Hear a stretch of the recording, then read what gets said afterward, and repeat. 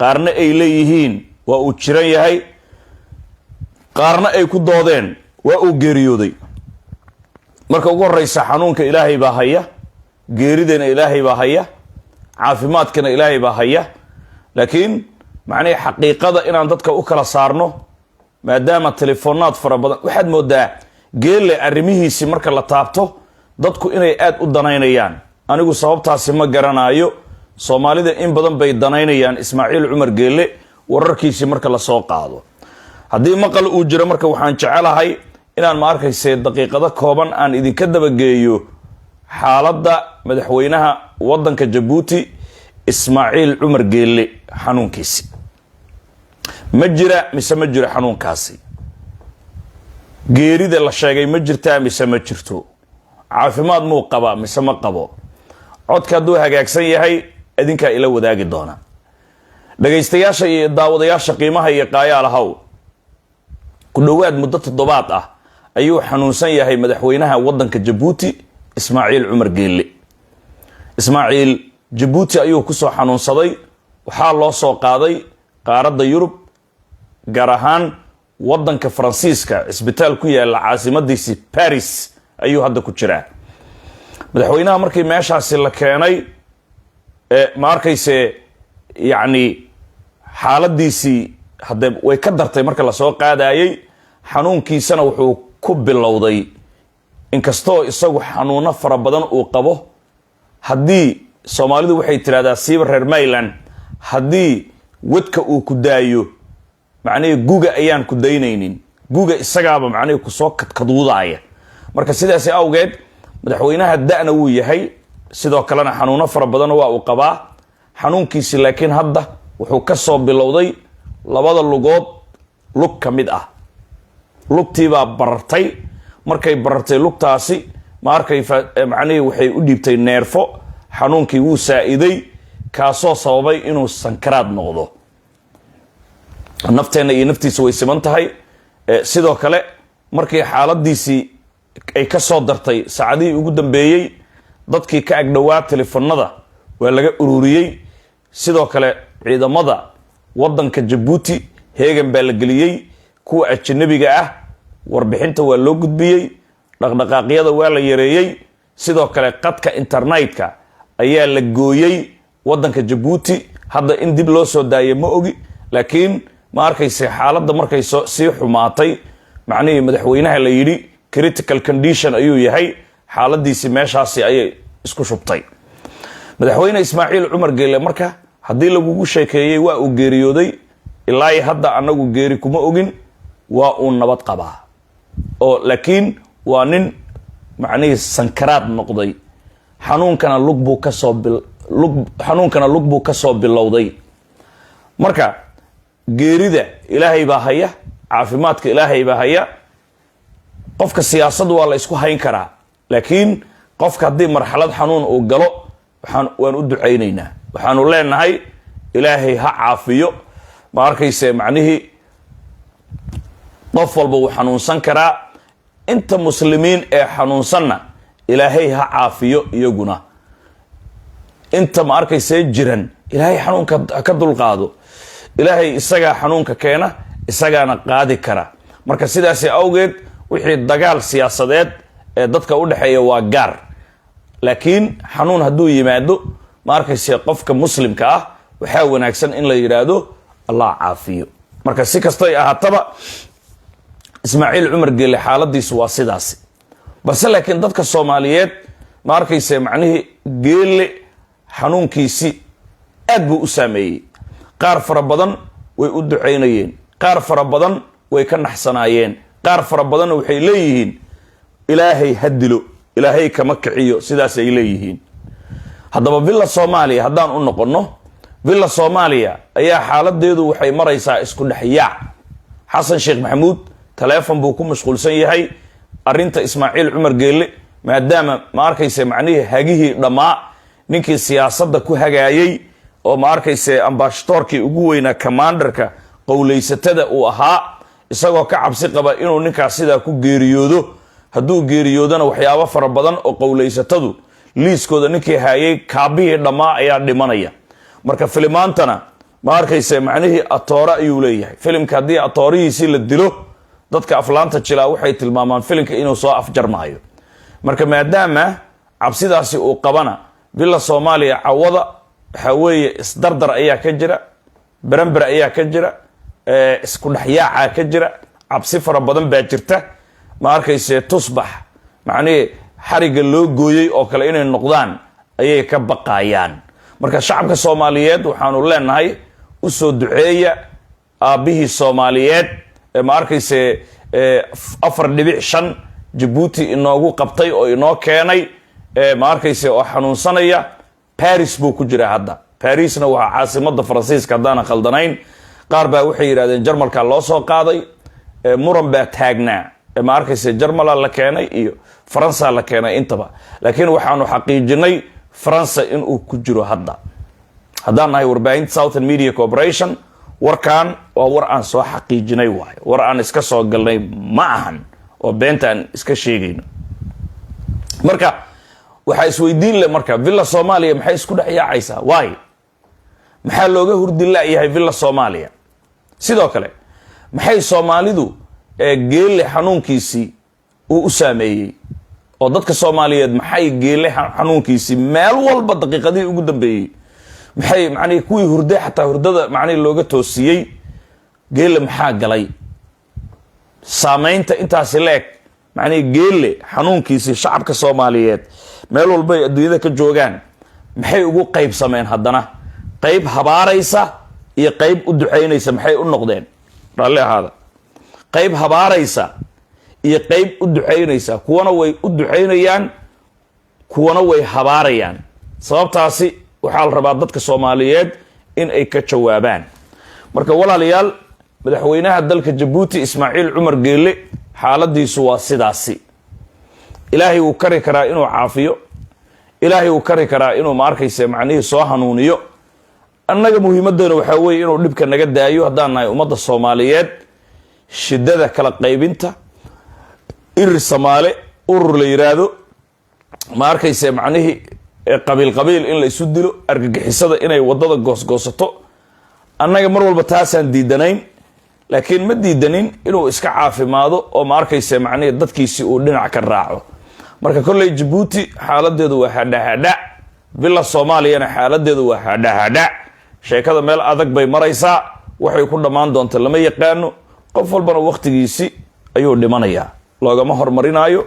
insha Allah ta'ala marka madaxweynaha dalka Djibouti mudane Ismaaciil Cumar Geelle wuxuu ku jiraa hadda isbitaal ayuu ku jiraa gabar baa waxay leedahay Jamiila mahad ilaahay kama kiciyo ya Allah ay ku dartay ya Jamaala miyaha ilaahay kama kiciyo waa fiirinayna dadka commentiyadooda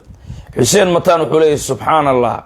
wardadow ilaahay ka cabsada habaarka joojiya ayuu yiri qaluuda waxay leedahay bisinka qof buka maxaa laga habaarayaa bal waan eegi doonaa shacabka Soomaaliyeed ra'yigooda caawa commentiyadaan ku mashquuli doonaa intaan arkaayo Zaki Xasan waxa uu leeyahay ama waxay leedahay Zaki marna nin marna naag labada waa la dhigi karaa wuu geeriyooday ayuu soo qoray waayahay ma arkayse waan eegi doonaa commentiga macnaheedu shacabka Soomaaliyeed dareenka madaxweynaha dalka Djibouti sida ay qabaan Saada Saciid uu dhintay hadda sidaas ay soo qortay hadda anigu dhimashada intaan live ku jira ma ogi laakiin intaan live ka soo galin madaxweynaha sankaraad buu ahaa xanuunkiisana waa lugta ma arkayse Xaliime Muuda waxay dhahday Allahumma amiin ilaahay kama kiciyo Allahumma amiin ay ku dartay maxay tahay ninkan sida loo habaarayo muxuu galabsaday weeye su'aasha madaxweyne Ismaaciil Cumar Geelle soo kii Soomaalidu ay aabow ay lahaayeen Soomaaliya adaa badbaadiyay qarannimada adaa horseeday adiga carta isugu geeyay soo tii Soomaalidu ay u duceyn jireen madaxweyne Ismaaciil Cumar Geelle barbaarta barakaysan waxay leeyihiin Allah caafiyo ayuu leeyahay ama barbaar hadii la yiraahdo waa jamac ma ogtahay Allah ha shifeeyo ayay leeyihiin Allah shifeeyo yani شفاء في عربي سومان الله عافيه واي عبد القادر محمد وحير آمين يا ربي الله عافيه راعي waan eegaynaa dad fara badan ayaa ma arkaysa macnihii fikradooda aan daawan doonaa. maxamed bille mb wuxuu leeyahay allah caafiyo madaxweyne geelle, qaar sidaas walaalkaas sidaas uu leeyahay. commentigaan sii raacaya weli dadka fikradoodan fiirin doonaa. dadkuma waxay taageersan yihiin madaxweynaha inuu sii xanuunsado ama waxay taageersan yihiin inuu caafimaado, commentigaan ka ogaan doonaa. laakiin sida runta ah baraha bulshada aad buu u saameeyey. Zaynab al darwiishiya waxay leedahay allah naguma soo celiyo. waayahay. sacaado siciid waxay leedahay allow ha nagu soo celin, aamiin aamiin yaa rabbi. mooha wuxuu leeyahay quick recovery, af ingiriisaan u malaynaya, caafimaad sareexana oo degdeg ah insha allah, ummadda shartiisii allah ka qabto na wuu ku daray. quick recovery, caafimaad degdeg ah, shartiisana allah ka qabto.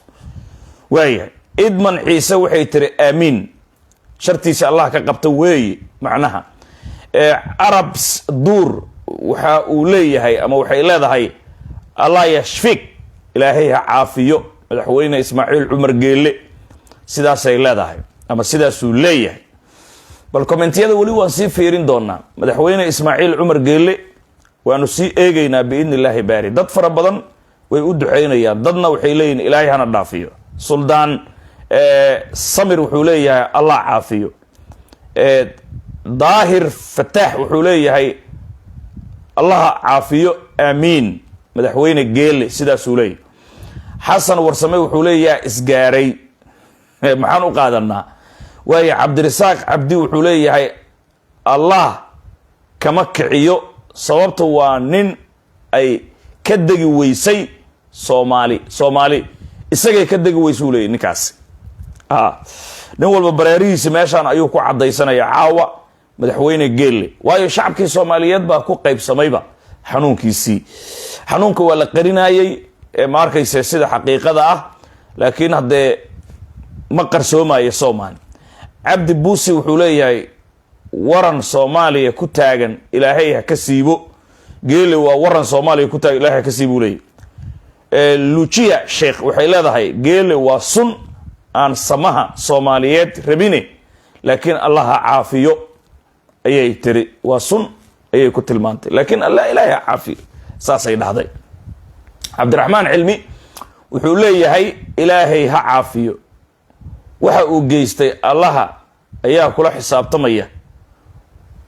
wuxuu geysadayba. maryan mk waxay leedahay inkastoo qormadaas macnihii aan la ahay inay tirtay iyo in laga tiray ma garanaayo, dagaalka ayaa aad isaga tira badan.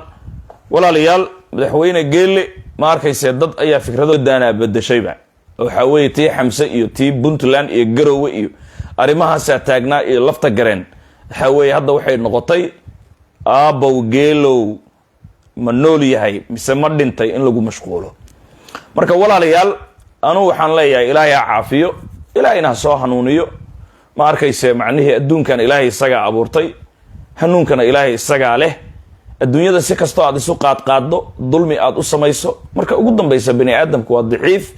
kii la qabtay unbaa tahay godkaasi adoo daciifa in lagu ridi doono oo banka qiyaamahana lagu keeni doono maalinta qacarka iyo qaawanaanshaha. marka anugu waxaan ku talinayaa qof walba oo bani aadan ah luuqadayda fahmaya in uusan adduunkan isku qaadqaadin. adduunkan horteenuu jiray, ma arkayse wuu abuurnaa, waana la keenay. ma arkayse haddii si kasta aan ugu boodboodno, haddaan boqolaal dilno, haddaan wax dulmino si dadban iyo si toos ah, waxaa weeye waxaan ka bedeli karnaa male. ilaahay baa maamulka iyo koonkan iska leh. haddii dulmi aad geysatidna dulmigaasi adigu kuu imaanaya. macnihii